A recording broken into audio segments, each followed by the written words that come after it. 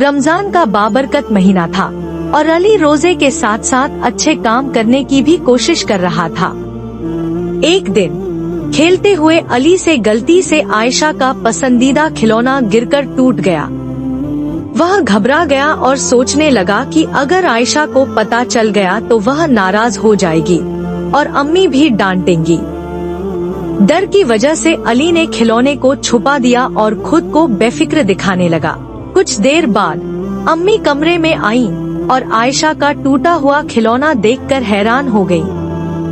उन्होंने अली से पूछा कि यह कैसे टूटा, तो अली घबराकर कहने लगा कि उसे कुछ नहीं पता, शायद यह खुद ही टूट गया होगा।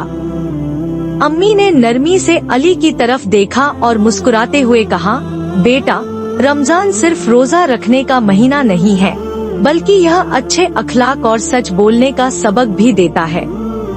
अल्लाह सच बोलने वालों को पसंद करता है और झूठ से बचने का हुक्म देता है। अली ने अम्मी की बात सुनी तो शर्मिंदा हो गया। उसका दिल भारी होने लगा। आखिरकार उसने हिम्मत करके सच बोल दिया और अम्मी को बता दिया कि खिलौना उससे गलती से गिरकर टूट गया था।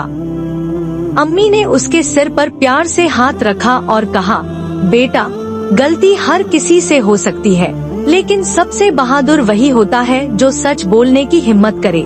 इसी दौरान आयशा कमरे में आई और अली को परेशान देखकर मुस्कुराई। उसने कहा, कोई बात नहीं अली, खिलौना तो ठीक हो सकता है, लेकिन सबसे अहम बात यह है कि तुमने सच बोल दिया। अली ने सुकून की सांस ली और खुद को हल्का महसूस किया। उस दिन उसने सीखा कि झूठ वक्ती तौर पर बचा सकता है, मगर सच्चाई हमेशा दिल को सुकून देती है। सीख: रमजान हमें सच बोलने और ईमानदारी का सबक देता है। अल्लाह सच बोलने वालों को पसंद करता है और उन पर अपनी रहमत नाजिल करता है।